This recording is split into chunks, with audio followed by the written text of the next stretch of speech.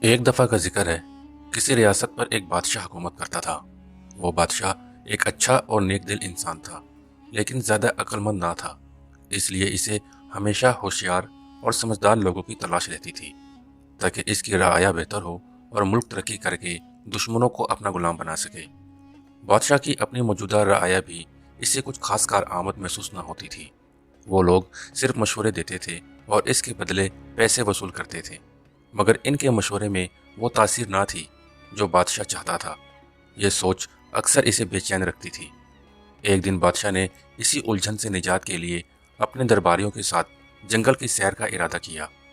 شاید قدرت ہی اسے کسی جواب تک لے جائے۔ بادشاہ جنگل پہنچا اور خوب سیر و تفریح کے بعد واپسی کا سفر شروع کیا تو راستے میں ان کی نظر ایک عجیب منظر پر پڑی۔ ایک آدمی ایک درخت کے نیچے بیٹھا ہوا تھا اور وہ خود سے باتیں کر رہا تھا، جو دور سے پاگل اور عجیب سا لگ رہا تھا۔ یہ دیکھ کر بادشاہ رک گیا۔ ان کے دل میں خیال آیا کہ یا تو یہ شخص پاگل ہے یا پھر ایک غیر معمولی ذہانت کا مالک ہے جو اپنی ہی دنیا میں گم رہتا ہے۔ تجسس کے مارے بادشاہ نے اپنے درباریوں سمیت اس آدمی کے قریب جا پہنچا اور اس سے گفتگو شروع کر دی۔ وہ آدمی بظاہر آدھا پاگل لگتا تھا، لیکن اس کی باتوں میں ایک عجیب کشش تھی۔ بادشاہ نے نرمی سے سوال کیا، اے نوجوان، کیا تم پاگل ہو جو خود سے باتیں کر رہے ہو؟ یہ پاگل بادشاہ کی پوری سلطنت بچانے والا تھا۔ اس بات کا کسی کو گمان تک نہیں تھا، لہذا پاگل شخص نے مسکرا کر جواب دیا، پاگل تم ہو اور تمہارا سارا رعایا، میں تو بالکل ٹھیک ہوں۔ میں تو صرف یہ چاہتا ہوں کہ اس جنگل کو کاٹ کر یہاں شاندار محلہ تعمیر کیے جائیں اور ان محلات کا بادشاہ میں خود بنوں۔ اس کی بات میں عجیب اعتماد تھی جو کسی عام پاگل کے بس کی بات نہ لگتی تھی۔ بادشاہ اور درباری اس کے جواب پر حیران رہ گئے، کیونکہ ایسے جملے یا تو کسی دیوانے کے ہوتے ہیں یا پھر کسی ایسے شخص کے جو دلیر اور غیر معمولی ذہانت کا مالک ہو۔ بادشاہ کچھ دیر تک خاموشی سے اسے دیکھتا رہا، پھر درباریوں سے کہا، اس آدمی کے بارے میں کیا مشورہ ہے؟ تو ان کے اندر چھپے لالچ نے فوراً سر اٹھا لیا۔ وہ آپس میں چپکے چپکے باتیں کرنے لگے۔ کسی کے دل میں یہ خدشہ تھا، اگر یہ آدمی بادشاہ کا مشیر خاص بن گیا تو ہم اس کے تابع بن جائیں گے اور ہماری اہمیت بھی کم ہو جائے گی۔ دھیمے سے ایک درباری نے کہا، یہ خطرہ ہے، کہیں ایسا نہ ہو کہ یہ ہم سب پر حاوی ہو جائے۔ دوسرے نے جلدی سے بولا، نہیں، یہ تو آدھے سے زیادہ پاگل ہے، ہوشیاری کی تو اس سے بالکل امید نہ رکھنی چاہیے، لہٰذا بادشاہ کو کہیں کہ اسے اپنے ساتھ لے جائے۔ درباریوں کا ماننا تھا کہ یہ آدمی ہمارا کیا بگاڑ لے گا، لیکن خدا کو کچھ اور ہی منظور تھا۔ بالآخر درباریوں نے بادشاہ کو یہ مشورہ دیا کہ اسے محل لے جایا جائے۔ اگر بہادر نکلا تو کام آئے گا، اور اگر واقعی پاگل ہوا تو اسے بعد میں چھوڑ دیں گے۔ بادشاہ نے درباریوں کی رائے پر عمل کرتے ہوئے بسم اللہ کہا اور کچھ دباؤ ڈال کر اس آدمی کو اپنے ساتھ چلنے پر آمادہ کر لیا، مگر راستے میں اچانک اس آدمی نے گھوڑے کو دوسرے سمت موڑ دیا اور کوشش کی کہ یہ بھاگ جائے۔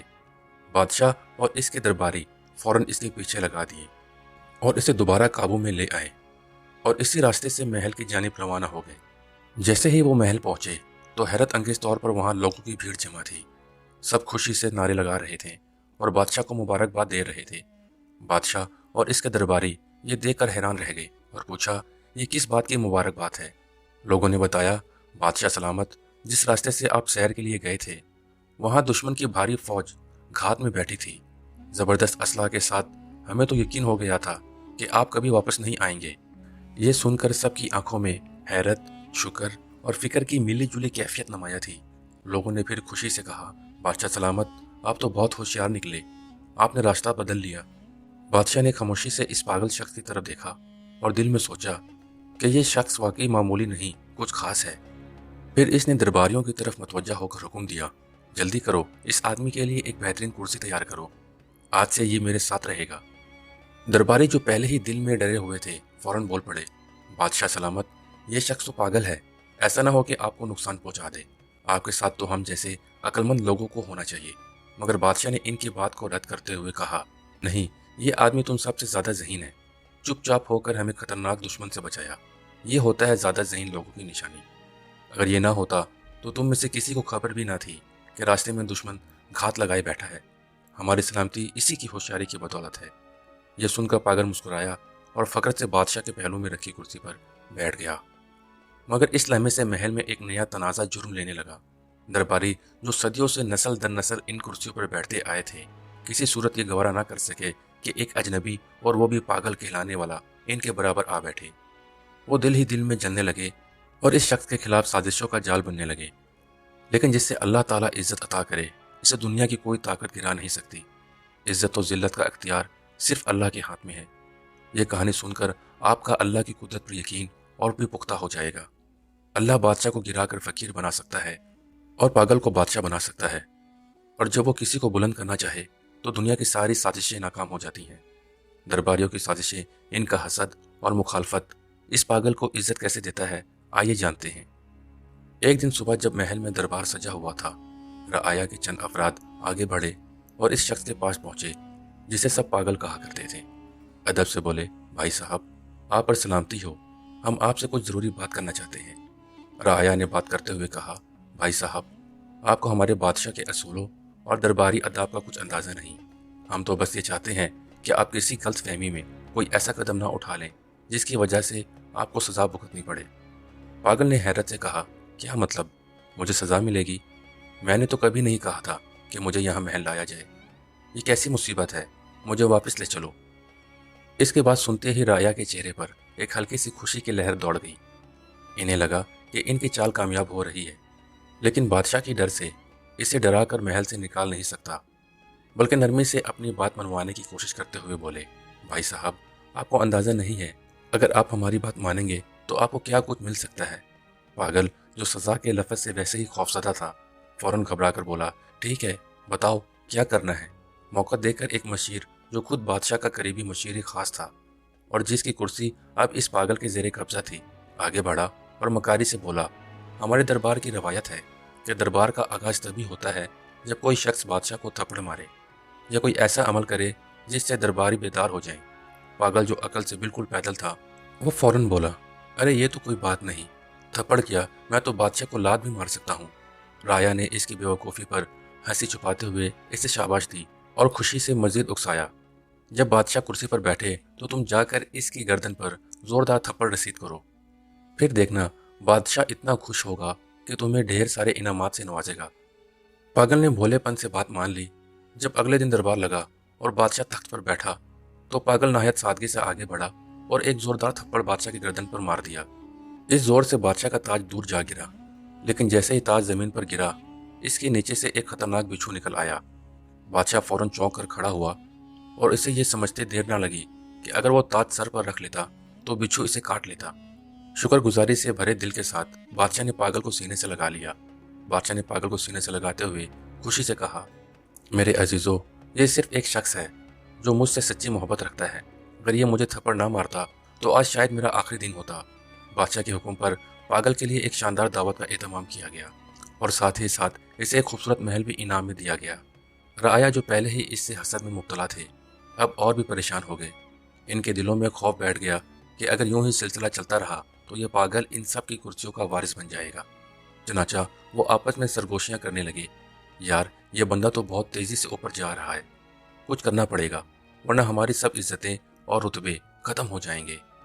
दूसरी तरफ वो आधा पागल दिल ही दिल में सोच रहा था, यह राया तो वाकई बड़े सच्चे और हमदर्द लोग हैं। देखो कितना ज़बरदस्त मशवरा दिया था।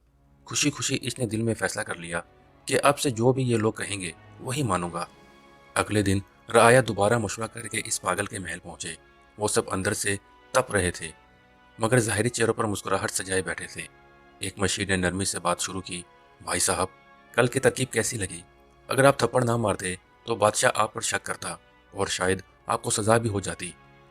पागल, जो अब इत्मीनान से महल में रह रहा था, मुस्कुरा कर बोला, हाँ भाई, बिल्कुल, आप लोग बहुत अच्छे हो, आपकी तरकीब ने मेरी किस्मत बदल दी।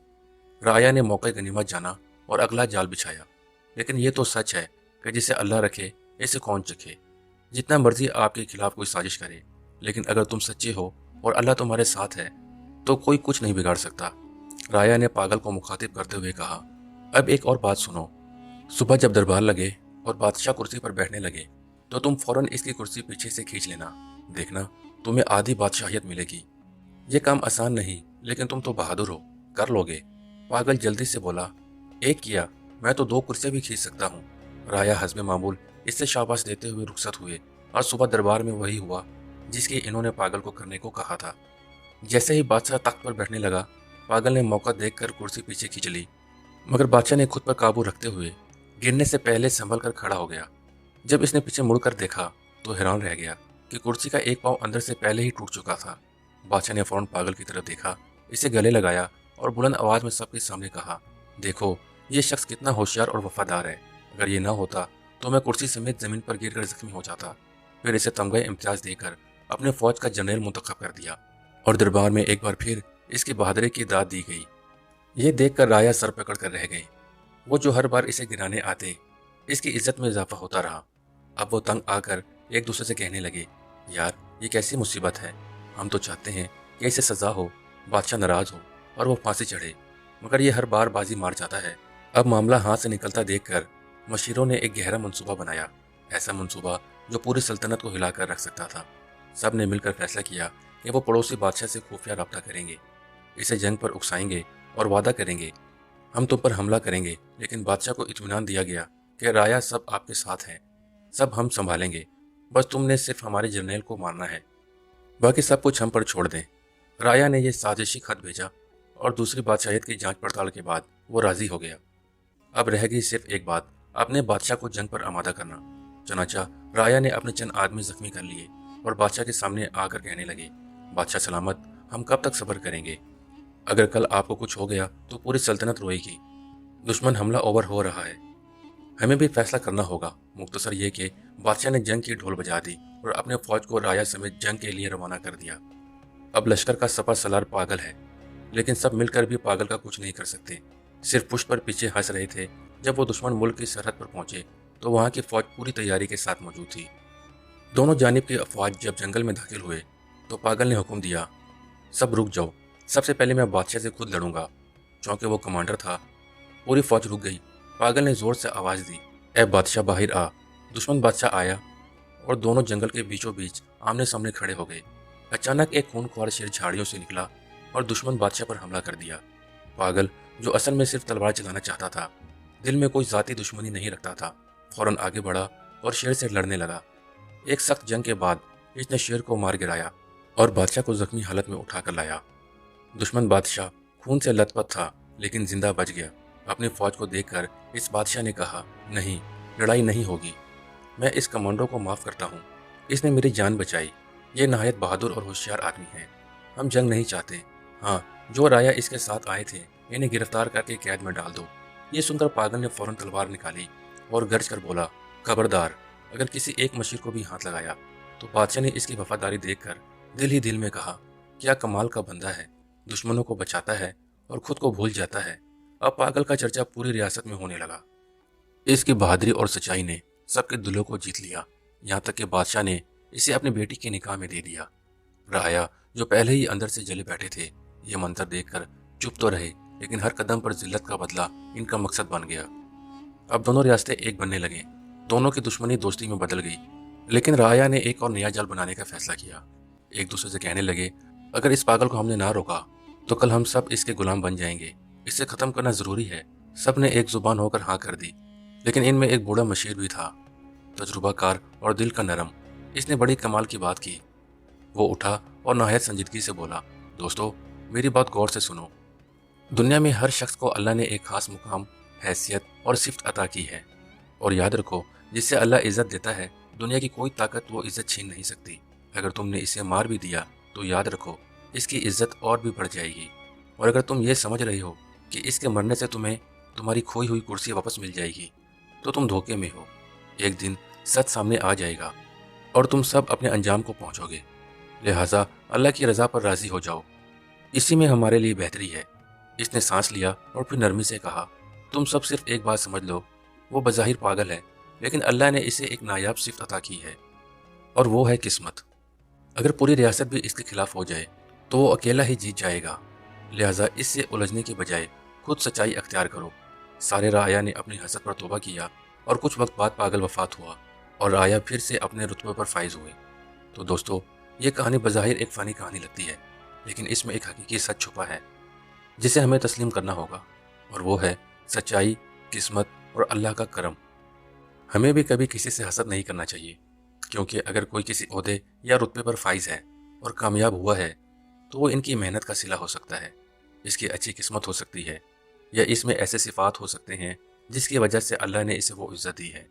کوشش کریں وہ صفات اپنائیں، محنت کریں، سچائی اختیار کریں، شاید وہی عزت بھی تمہیں ملے، لیکن حسد نہ کریں۔ تاریخ اس بات کا گواہ ہے، منافق لوگ اور حسد کرنے والے کبھی کامیاب نہیں ہوتے، ہمیشہ میدان سچے لوگوں کا ہی ہوتا ہے۔ مجھے امید ہے آپ نے اس کہانی سے بہت کچھ سیکھا ہوگا۔ ہمارے چینل پر بہترین اور سبق آموز کہانیاں موجود ہیں، اگر آپ کو پسند ہے تو اسے لازمی دیکھیں۔